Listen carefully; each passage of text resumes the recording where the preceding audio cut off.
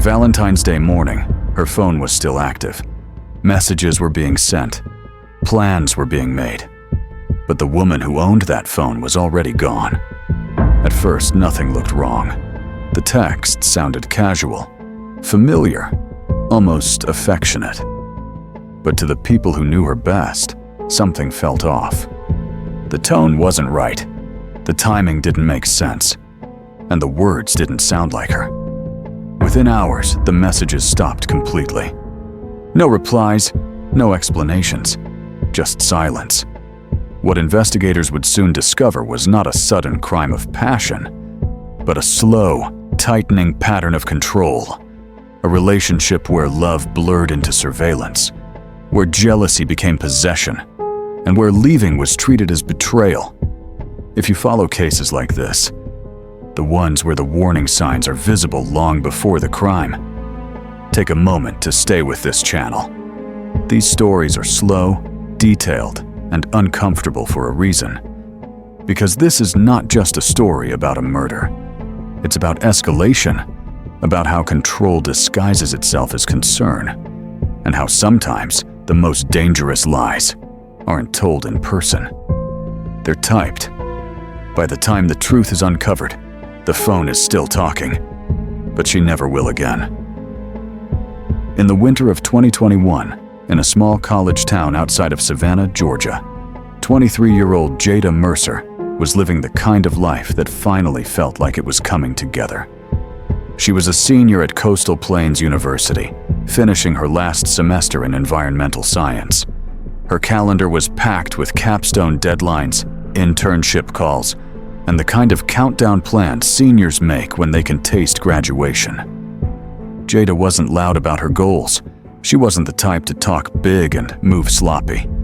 She was careful, organized, the friend who always replied, the daughter who always checked in, the coworker who never missed a shift without saying something. Which is why, when her phone started sending messages that didn't sound like her on the morning of Valentine's Day, the people closest to her felt it instantly, like a change in air pressure before a storm. The first person to notice was her best friend, Maya Lane. Maya woke up late that Saturday to a string of texts from Jada's number. At first, it looked normal. Quick, happy Valentine's Day messages, little emojis, the usual. Then the tone shifted. The next messages were blunt, flirty in a way Jada wasn't. Talking about meeting up with a guy, calling him bro, saying she wanted to link and have fun. Maya paused, thumb hovering above her phone. Because Jada didn't talk like that. And Jada didn't move like that either. Jada had one messy relationship in her orbit. An on-again, off-again situation with Devin Price, a 22-year-old Army specialist stationed a few hours away. Maya didn't like Devin. Not because of jealousy, not because of drama, because she'd watched the pattern, the apologies, the pressure, the accusations, the "if you loved me, you'd" lines. Jada had tried to end it more than once. She'd tried to be friends. She'd tried to go quiet. And every time she tried to step away, Devin found a new way back in. So when Maya saw strange texts implying Jada was meeting a different guy that morning, someone she'd never mentioned, Maya didn't think, she's moved on. Maya thought, somebody is trying to make it look like she moved on.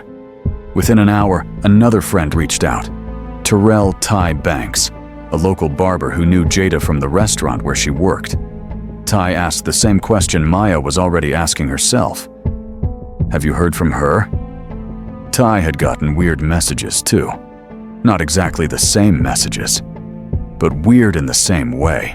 Like someone was typing with Jada's phone, but without Jada's rhythm. And then there was one more thing. Ty told Maya that Devin had been messaging people saying he wasn't with Jada and didn't know where she was. That might sound normal to the wrong person.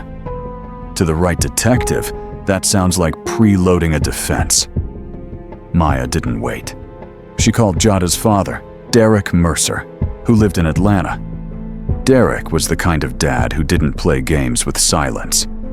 Jada's mother had died when Jada was young, and Derek had raised Jada and her younger brother with a kind of discipline that looked simple but ran deep.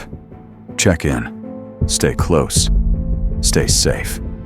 When Derek heard what Maya described, strange texts, then silence, he didn't say, "Maybe she's busy."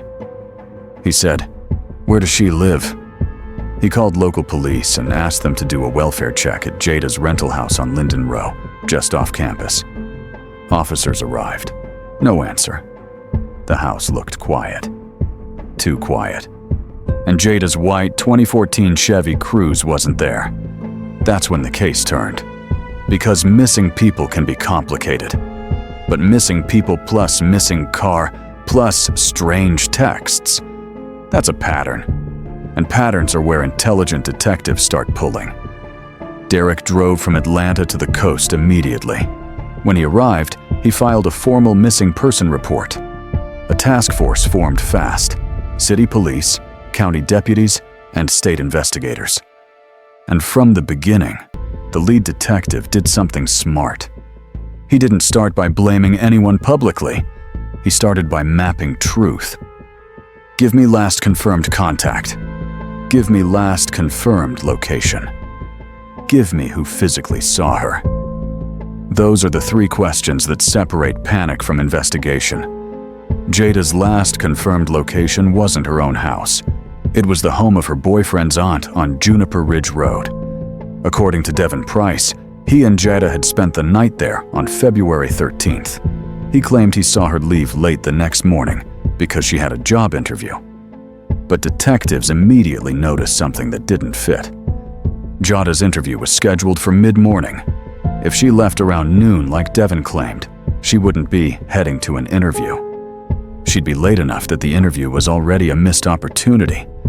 That doesn't prove murder. But it proves one thing. Someone was telling a story that didn't respect the clock. And the clock is ruthless. It doesn't care about excuses.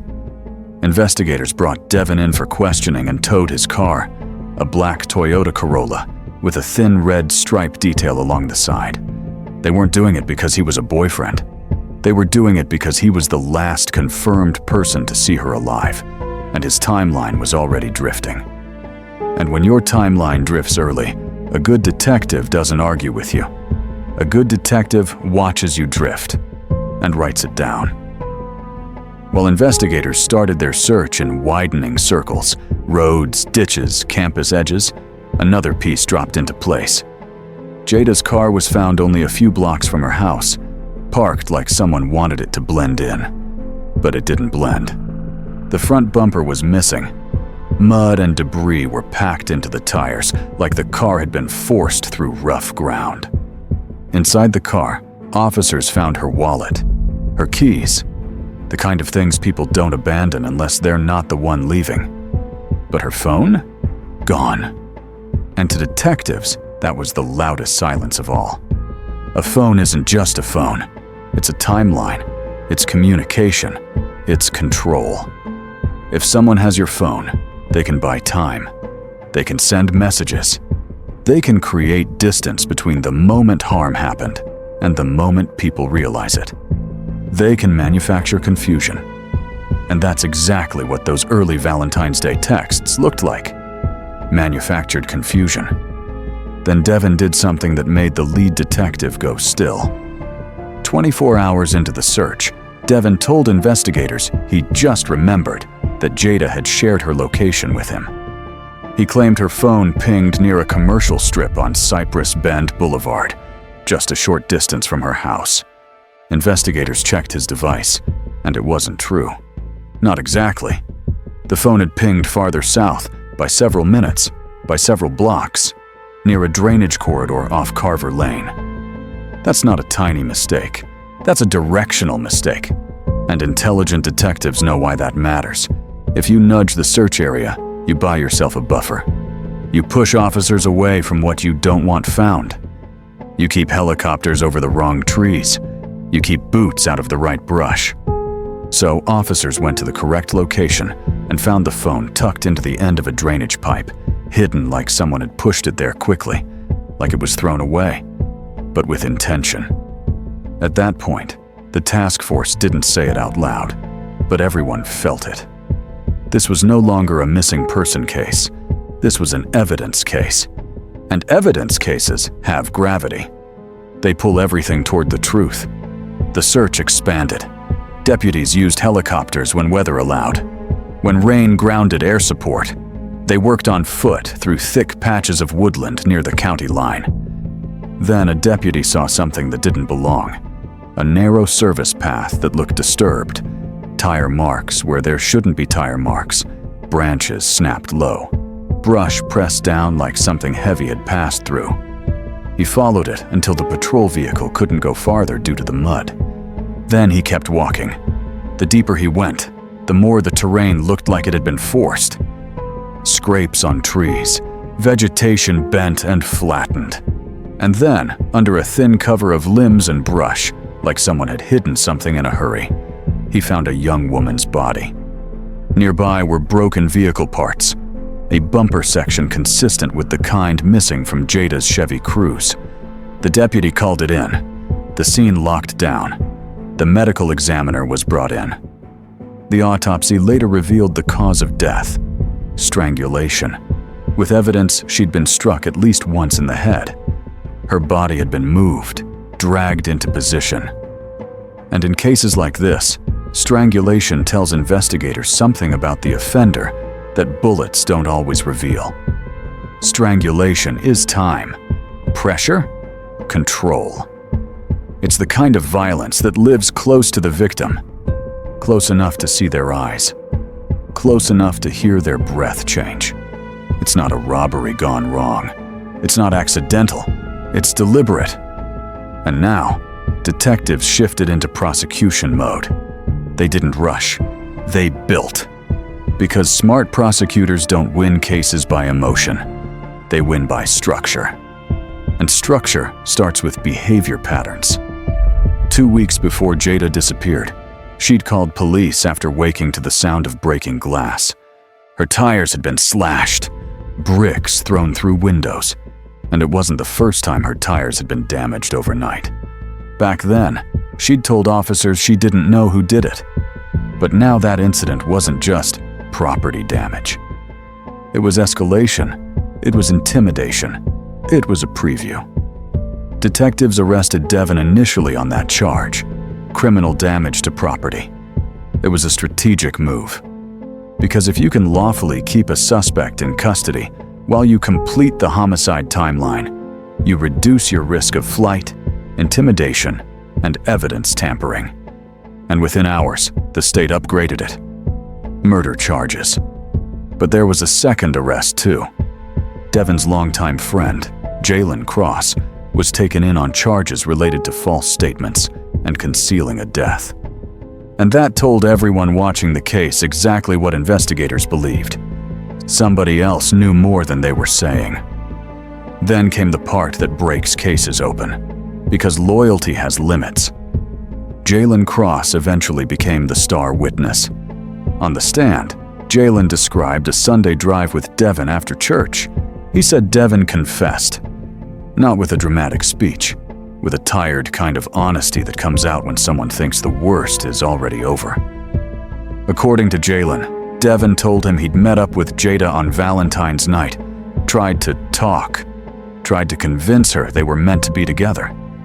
And when she rejected him, when she didn't respond the way he expected, his pride turned into rage. Jalen testified that Devon described blacking out. But detectives don't accept blackout at face value. They measure it against behavior after the fact. Because blackouts don't hide phones in drainage pipes. Blackouts don't dump vehicles blocks from a victim's home. Blackouts don't text friends from the victim's number to misdirect them. Those are decisions. Jalen described those decisions in chilling detail. He said Devon admitted placing Jada in the trunk of her own car, driving out toward the county line over rough terrain, the bumper coming loose, then driving back into town and parking the car a few blocks from Jada's house to make it look like she'd gone missing from home. He said Devon kept her phone that morning, used it to send messages, then disposed of it in a drainage pipe. And Jalen didn't just describe it. He led detectives to corroboration. He described where pieces of the bumper had been moved and discarded. Investigators later recovered those pieces in the area he described. Even more damaging was the cell data. Location records placed Devin's phone moving from his aunt's residence to the area where Jada's body was discovered. During the very window, he claimed he wasn't there. And this is where intelligent detectives make a jury feel the truth without yelling it.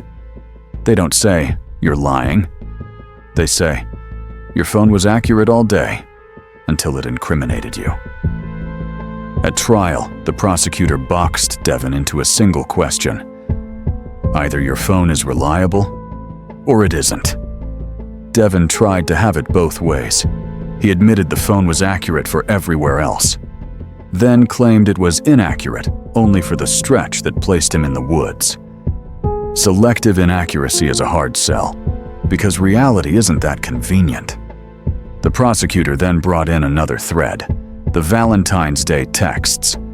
Tyrell Ty Banks testified that he lived so close to Jada that he could see her house from his own driveway. He explained how the texts from her phone didn't make sense, asking for his address, asking for a location pin, asking him to wait outside. Ty told the jury he stepped outside because the messages were unsettling, and he watched a black Corolla with red stripe detail circle the block over and over, 5 times, 6 times. Then he did something that would later make detectives quietly grateful. He wrote down the plate number. He sent it to Jada's friend Maya. Investigators matched that tag to Devin. Now the case wasn't just cell towers and claims, it was visual behavior, circling, hunting, testing the perimeter. And it synced with the timestamps of the messages coming from Jada's phone. Which raised the question the prosecutor wanted the jury to ask themselves: if Devin was circling Ty's street and Jada's phone was texting Ty, who was holding the phone? Because it wasn't Jada walking across the street. It was someone using her name like a mask. Devin's defense tried to do what defense attorneys are supposed to do. They tried to paint him as not that kind of man. Good soldier, humble, no violent history. But prosecutors countered with the one thing that beats reputation: pattern. They showed the jury messages from months earlier: accusations, control, threats, manipulation. They showed how Jada tried to end it repeatedly and how he kept pushing back in. They showed threats toward men he believed she was seeing. They showed intimidation.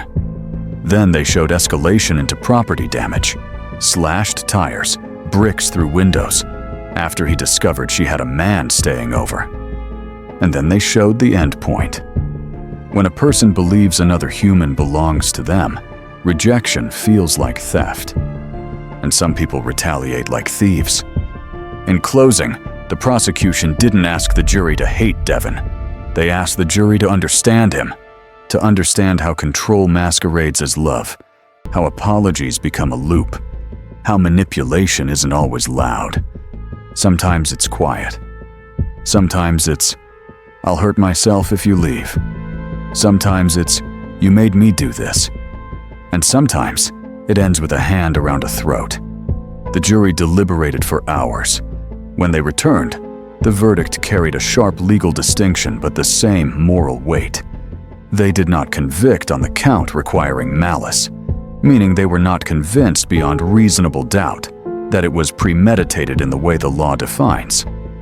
But they convicted on felony murder and aggravated assault, meaning they believed Jada died as a result of a violent felony. The sentence was life without parole. The judge spoke like judges often do in cases like this, measured, controlled, aware that nothing he said could return a young woman to her family. And outside the courthouse, Derek Mercer stood with the face of a father who had done everything right in his power, and still lost. Because the most painful part of this case wasn't just the death.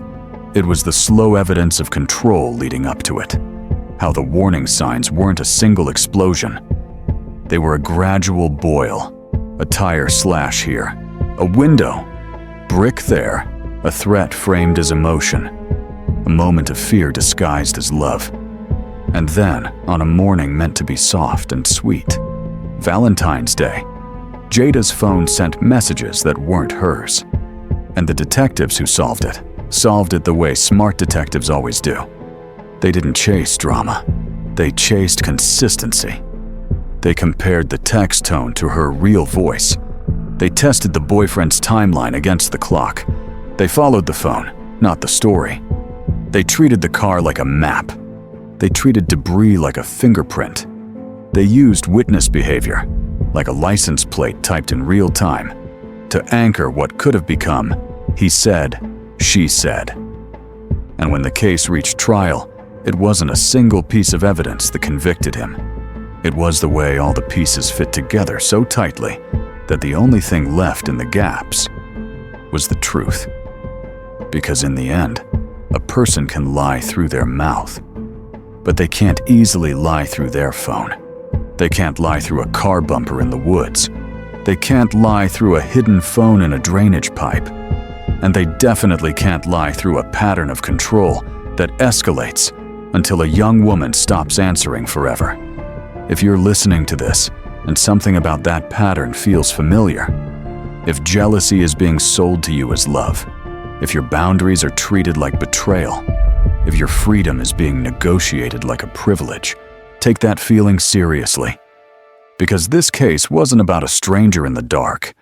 It was about someone close enough to know her routines and willing to use her voice after he took it away.